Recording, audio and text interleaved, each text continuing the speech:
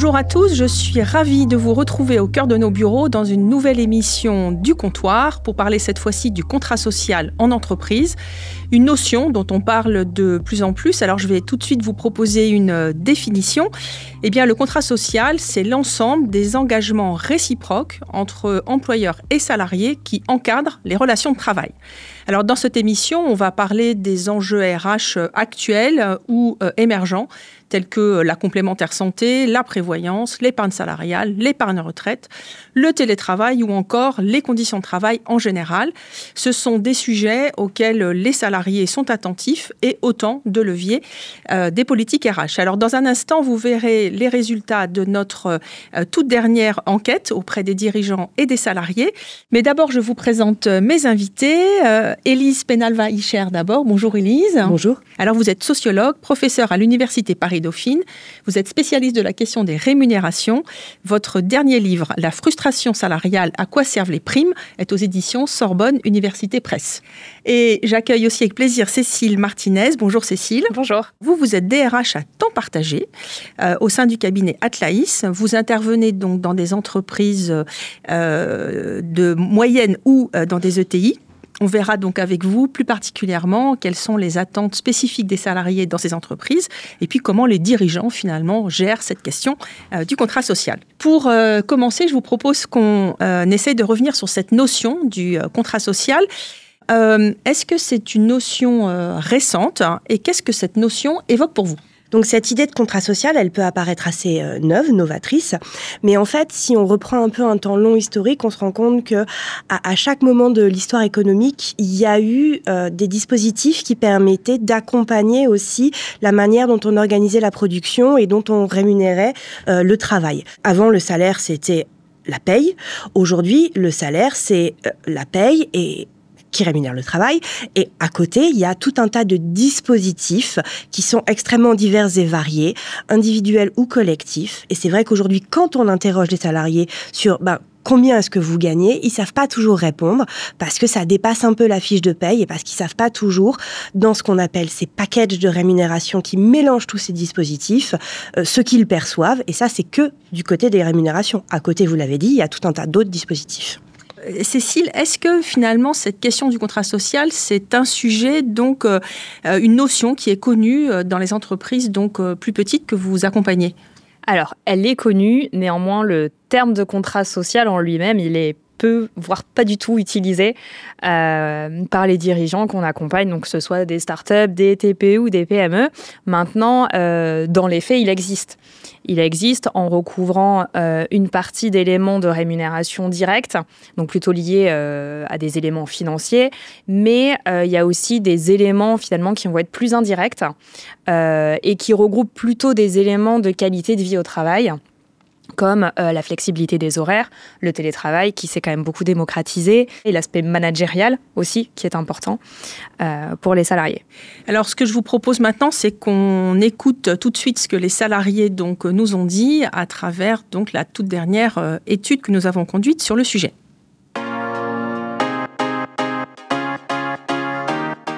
Dans les entreprises, il existe de nombreux dispositifs RH pour attirer ou fidéliser les talents. On pense à la complémentaire santé, la prévoyance, l'épargne ou encore la flexibilité du temps de travail. Quels sont ceux qui sont plébiscités par les salariés ? On est allé les interroger. Sur le podium de ces avantages privilégiés par les salariés, on trouve à la première place les chèques vacances ou remboursements transport. C'est les plus communs dans l'entreprise et donc forcément les plus connus. À la seconde place de ce podium, on trouve la complémentaire santé, on appelle mutuelle aussi, ex aequo avec la flexibilité du temps de travail. Et enfin, à la troisième place, on trouve le traitement équitable des salariés et les dispositifs d'épargne retraite. Dans ce top 10, on retrouve aussi les dispositifs d'épargne salariale qui se trouvent à la 9e place. Si on prend les plus jeunes, sur la tranche 18-24 ans, on voit qu'ils sont sensibles au sujet de RSE, hybridation du travail, l'utilisation des nouvelles technologies ou encore des nouvelles pratiques managériales. Mais on voit aussi qu'ils sont demandeurs de dispositifs de protection sociale, comme la mutuelle, ou bien l'épargne salariale ou retraite. Ils considèrent que ça sera parmi les enjeux RH de demain les plus importants. Un besoin de sécurisation qu'on retrouve aussi chez les seniors. Tout avantage confondu, ce qu'on voit aussi avec cette étude, c'est que l'ensemble de ces dispositifs sont assez peu connus. 18% des salariés estiment très bien les connaître. Cette méconnaissance explique peut-être qu'un salarié sur deux estime bénéficier de peu de dispositifs salariaux ou sociaux. En demande d'information, les salariés sont favorables à une plus grande formalisation. Cette formalisation, elle pourrait prendre la forme d'un contrat social avec les engagements réciproques des salariés et des entreprises. Cette notion de contrat social mérite d'être explorée, dans la mesure où elle reste floue pour beaucoup de monde. 8% seulement des salariés estiment savoir ce qu'elle recouvre, 53% n'en ont aucune idée. Un des enseignements de cette étude, c'est que les salariés nous disent que finalement cette notion de contrat social, elle est assez floue pour eux.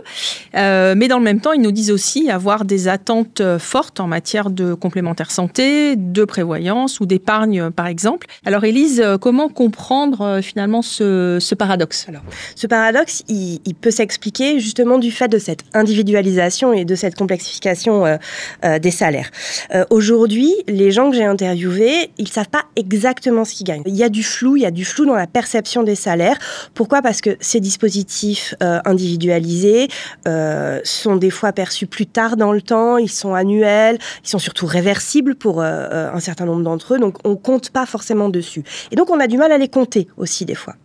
Ce que l'on perçoit, ça dit des choses de nous, mais ça dit des choses de nous par rapport aux autres. Et là où avant, les autres, c'était des collectifs liés à des grands groupes sociaux bien définis, aujourd'hui, avec l'individualisation, ça floute et on cherche mieux, dans des processus de comparaison les uns avec les autres, à évaluer ce que l'on gagne de manière effectivement relative. Peut-être aussi que les salariés attendent plus de protection de leur entreprise, parce que finalement, derrière la complémentaire santé, derrière la prévoyance, derrière l'épargne, eh bien, il y a aussi peut-être un besoin de protection nouveau qui existait peut-être moins dans le passé. Donc voilà, peut-être qu'on retrouve aussi finalement cette attente derrière ce paradoxe. Ou une protection qui était endossée plus par la personne publique. Voilà, par la personne publique. Très bien. Et Cécile, dans cette étude, on voit aussi que les jeunes, par exemple, nous disent attendre finalement un engagement en matière de RSE, attendre plus de flexibilité, attendre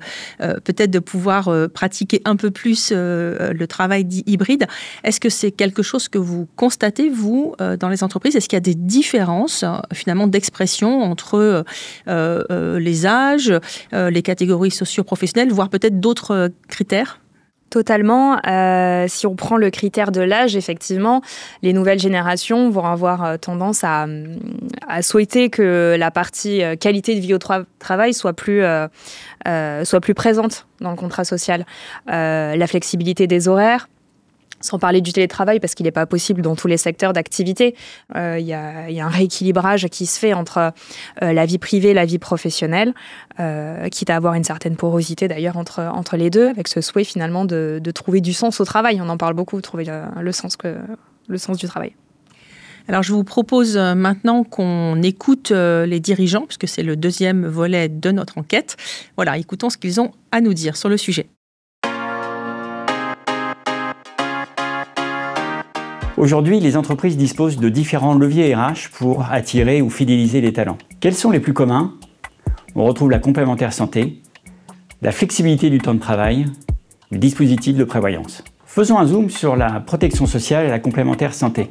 Près des 2/3 des entreprises déclarent proposer beaucoup en matière de complémentaire santé. La raison ? Ce dispositif est rentré dans le cadre législatif depuis 2016. Maintenant, les entreprises le maîtrisent bien et n'hésitent pas d'ailleurs à aller au-delà de ce cadre obligatoire.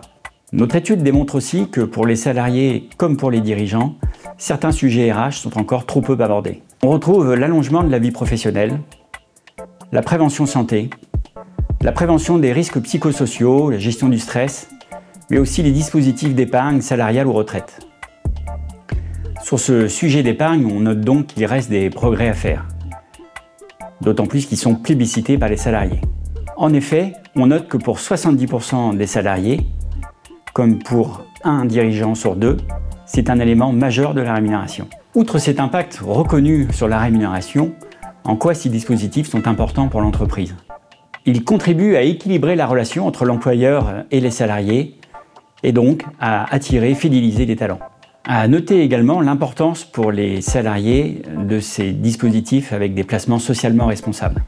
Notre étude démontre enfin que pour les salariés comme pour les dirigeants, une formalisation de ces avantages reste importante.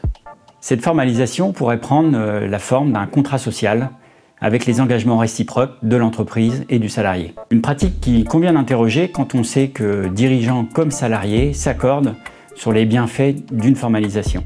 Cécile, quels sont d'après vous et d'après vos clients finalement les bénéfices de la mise en place de ce contrat social et de tout ce que ça peut comporter? Quelles sont les attentes finalement des dirigeants, leur motivation à avancer sur ces terrains-là? L'enjeu est double. Il y a vraiment le côté attractivité, comment j'attire les talents dans mon entreprise avec un contrat social un peu sexy et comment je le garde surtout dans mon entreprise. Toute la communication qui est nécessaire des dirigeants, sachant qu'un avantage social mis en place, on peut être très content de l'avoir quand on arrive dans l'entreprise. Et finalement, il devient un avantage acquis, donc n'est plus le même facteur de motivation du salarié qui a peut-être 2-3 ans d'ancienneté dans la société. On retrouve bien dans vos propos d'ailleurs ce caractère un peu réciproque que j'évoquais dans ma définition initiale. Et puis ce qu'on retrouve aussi, je me tourne maintenant vers vous Élise, c'est qu'on retrouve finalement cette idée d'un contrat social qui caractériserait le lien durable entre l'entreprise et son salarié. Oui, alors cette notion de contrat social, elle est intéressante parce qu'elle renvoie au contrat de travail. Et là, on est bien dans le domaine du droit du travail. On reçoit une contrepartie en fonction de ce qu'on a produit comme travail. Mais avec cet adjectif social, ça renvoie à quelque chose qui était déjà relevé par Émile Durkheim, père fondateur de la sociologie, c'est qu'il y a quelque chose de non contractuel sous le contrat. C'est-à-dire que le droit, ça ne suffit pas. Il faut des choses en plus, des institutions, des collectifs dans lesquels on peut se retrouver, s'engager. Et je pense que de ce point de vue-là, la notion est particulièrement intéressante dans le sens où elle déborde effectivement le droit du travail. Mais il faut aussi prendre en considération tout ce qui fait tenir le contrat, ce qui fait qu'on y croit et qu'on y va et que ça tient. Et de ce point de vue-là, aujourd'hui, il y a des choses assez intéressantes sur le positionnement de l'entreprise dans la société, liées à la RSE. Et quand on voit des entreprises rédiger des raisons d'être ou s'engager dans un statut d'entreprise à mission, de société à mission, pardon, effectivement, je pense que ça donne à voir tout ce qu'il y a sous le contrat de travail pour le faire tenir dans des collectifs. Et ça replace l'entreprise non pas comme un acteur purement privé, mais comme un acteur au sein de la société. Un acteur privé dans un environnement social. Tout à l'heure, Cécile, vous nous disiez que dans les entreprises que vous accompagnez, cette notion de contrat social, elle n'était pas portée ou utilisée en tant que telle. Vous nous disiez aussi en préparant cette émission que parfois les dirigeants ont du mal finalement à introduire cette notion de réciprocité, ne le voient pas toujours comme ça. Alors, qu'est-ce qu'il faudrait faire à votre avis pour que les dirigeants se saisissent peut-être différemment ou mieux de cette question ? On va avoir différentes générations de dirigeants, différentes visions d'entreprise. Et soit on se retrouve effectivement face à un dirigeant qui, comme l'expliquait Élise, n'a que la notion de contrat de travail. Donc, le salarié vient faire un travail et je le rémunère pour le travail qu'il effectue. Et la relation s'arrête là. Là, il y a un vrai travail de pédagogie. Il va falloir pour nous expliquer les enjeux d'attractivité, de fidélisation des collaborateurs, parce que souvent, in fine, quand même on a un dirigeant avec cette culture d'entreprise un peu archaïque, on peut le dire, il y a des problématiques RH derrière qui sont fortes en termes d'attractivité et de fidélisation. C'est là où on va devoir mettre à contribution toute notre communication, essayer de trouver quel est le retour sur investissement d'une action en faveur du contrat social que je mets en place. Outre la rémunération, qu'est-ce que ça génère? Et c'est pas toujours facile, parce qu'on n'a pas toujours un ROI qui est immédiat. Et à l'inverse, après, on peut avoir aussi des dirigeants qui qui sont pleinement en phase avec le fait d'avoir une culture d'entreprise très sociale, d'avoir envie de mettre en place un contrat social de base parce que pour eux, le bien-être des salariés, il est primordial. Donc heureusement, il y en a. Et là, c'est beaucoup plus facile finalement à mettre en place parce que les idées, ils les ont. Nous, on vient en appui et finalement, c'est juste de la technicité derrière sur l'outil à mettre à disposition et de la communication, bien évidemment, auprès des collaborateurs.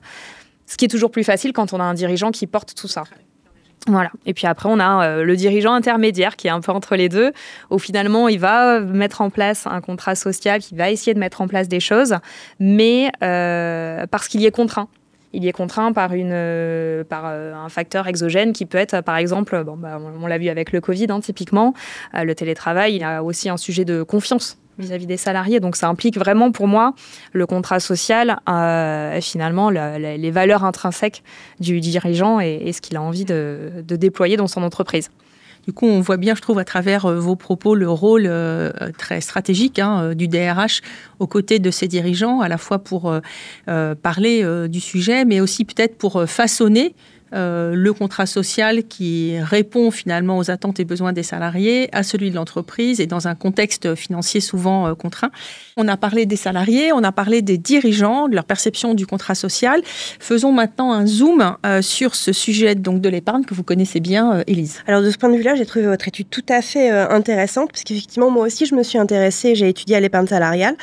Et du côté des entreprises, quand on interroge les salariés sur leur épargne salariale, la première réponse qu'on a, c'est généralement ah bon, je sais pas ce que c'est, je sais pas si j'en ai pour les salariés.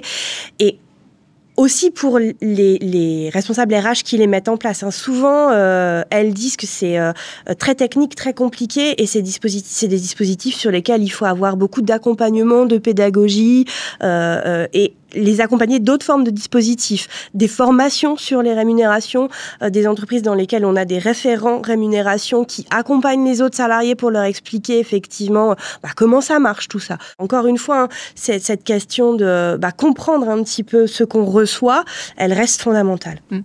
Est-ce que vous pensez que la RSE et le développement de la RSE dans les entreprises va finalement modifier les pratiques des entreprises en la matière ? Oui, alors du point de vue de la RSE, effectivement, on voit que depuis une vingtaine d'années, on réinterroge un peu ces dynamiques. Et ce qu'il y a d'intéressant, c'est qu'aujourd'hui, on arrive à un stade un peu réglementaire de la RSE. Et on voit des choses en termes d'index égalité professionnelle entre les femmes et les hommes, la directive européenne sur la transparence salariale. On voit des choses qui commencent quand même à émerger et qui sont intéressantes.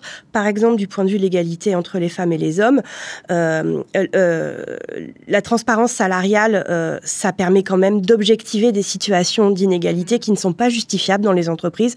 Et généralement, quand on se rend compte effectivement des écarts de salaire entre les femmes et les hommes, généralement on y remédie aussi. Justement parce qu'elles sont plus justifiables et parce que ça remet en question des situations dont personne n'a envie en fait. Mmh. Cécile, ces nouveaux besoins, ces nouvelles attentes, l'introduction de la RSE finalement dans les entreprises, c'est aussi quelque chose que vous vivez ? Complètement. Je trouve que ce soit sur les salariés en poste, les nouvelles générations qui arrivent sur le marché du travail, il y a une vraie demande, toujours aussi dans cette idée de donner du sens au travail et de valeur de l'entreprise. Où est-ce qu'elle se situe aussi socialement, environnementalement parlant. C'est super important.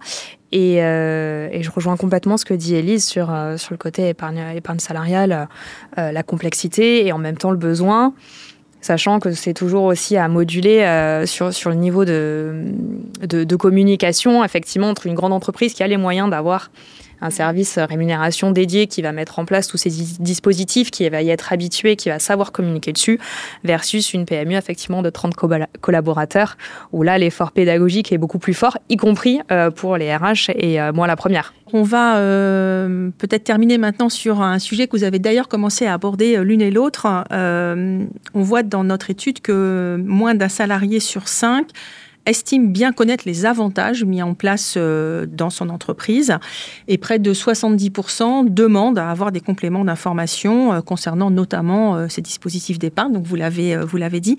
Alors c'est une problématique qui a été bien identifiée par Guillaume Ribert de la CFE-CGC Renault que nous allons maintenant interroger.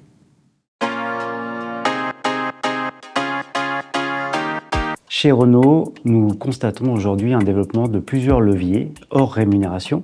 C'est important pour nous. Notre entreprise s'est réorganisée et depuis, nous avons créé un socle social commun pour l'ensemble des salariés France. L'objectif du socle social commun est d'abord de négocier des droits pour l'ensemble des salariés. Ça ne veut pas dire moins, mais ça veut dire homogénéiser les droits pour les salariés. Après, effectivement, l'objectif derrière, c'est la communication et l'information. La direction et les organisations syndicales auront leur propre communication. Pour notre organisation syndicale, la CFE-CGC, notre objectif est de construire un livret d'informations synthétiques auprès des salariés qui sera distribué de façon papier, mais aussi une version numérique un peu plus consistante pour leur permettre d'avoir des informations complémentaires. Aujourd'hui, on n'est pas tous des professionnels de tous ces sujets, notamment prévoyance, complémentaire santé ou déplacement. Et aujourd'hui, tous les salariés ont besoin d'un accompagnement ou moins d'une formation quand ils ont un intérêt. Et je pense qu'aujourd'hui, il va falloir plus travailler, pas sur l'information, mais sur la formation. Alors, on le voit pour Guillaume Ribert, au-delà d'un besoin d'information sur les dispositifs qui sont mis en place dans les entreprises, il y a aussi un besoin de formation. Cécile, est-ce que cet enjeu de communication, de formation, il est bien intégré et est-ce que finalement, ce n'est pas une des réponses à cet écart de perception entre d'un côté des salariés qui n'ont pas toujours la connaissance de ce que fait l'entreprise, qui demandent donc en savoir plus, et puis des dirigeants qui, eux, nous disent faire beaucoup. Donc, est-ce que ça pourrait se régler finalement simplement par de la communication ou de la formation ? Oui, la communication, elle est importante. On l'a dit avant l'arrivée d'un collaborateur. Et puis, une fois qu'il est en poste aussi sur toute la partie fidélisation, attractivité. D'autant plus qu'aujourd'hui, on fait quand même beaucoup moins carrière dans une entreprise pendant 20-30 ans. Donc, c'est vrai que c'est toujours un enjeu entre la satisfaction du collaborateur au moment de la mise en place d'un avantage et une fois qu'il est mis en place et qu'il devient acquis dans le temps. Alors, est-ce qu'on est plutôt d'ailleurs dans la communication écrite ? Vous savez, parfois, les entreprises préparent des bilans sociaux individualisés. Donc, est-ce qu'on est déjà passé dans une culture de l'écrit ou est-ce que ça reste encore majoritairement une culture de l'oral, quelque chose dont on parle par exemple lors de l'entretien annuel? Est-ce que vous observez des pratiques différentes dans les entreprises? C'est une culture relationnelle. Je pense qu'il y a très peu d'entreprises qui mettent en place des BSI et c'est relationnel à tous les niveaux. C'est-à-dire effectivement c'est dans la relation interpersonnelle avec le N+1, avec qui on fait son interview de job evaluation tous les ans, mais c'est aussi le relationnel dans les équipes. Moi j'ai observé beaucoup de discussions informelles autour du café, à la photocopieuse sur les rémunérations. Il y a des salariés qui mettent en place des fichiers Excel de suivi pour savoir un peu les primes. Et donc, on en revient à cette dimension relative du salaire. C'est important aussi d'insister sur cette dimension relationnelle de ce que ça dit dans l'organisation et dans les entreprises. Le salaire, on le perçoit pour soi, mais aussi par rapport aux autres. Et donc, ça pose la question aussi des périmètres de nouveaux collectifs au travail qui pourraient faire sens aussi et sur lesquels on pourrait s'appuyer. Merci. Alors, notre émission touche à sa fin. Moi, je retiens vraiment deux choses importantes, s'il fallait en choisir deux. D'une part, c'est cette idée finalement que le contrat social, c'est probablement la bonne manière de matérialiser ce nouveau lien durable entre les entreprises et leurs salariés dans un contexte, vous l'avez dit, économique et social qui est peut-être un peu plus contraint qu'à d'autres moments. Et puis, la deuxième conclusion, c'est qu'on voit bien que les entreprises font beaucoup pour leurs salariés, qu'elles ont parfois des difficultés à communiquer et donc elles auraient aussi intérêt potentiellement à mieux le valoriser. Alors merci à tous de nous avoir suivis. Merci à vous deux d'avoir partagé vos expériences et à bientôt pour une nouvelle émission du Comptoir. Merci. Merci. Merci.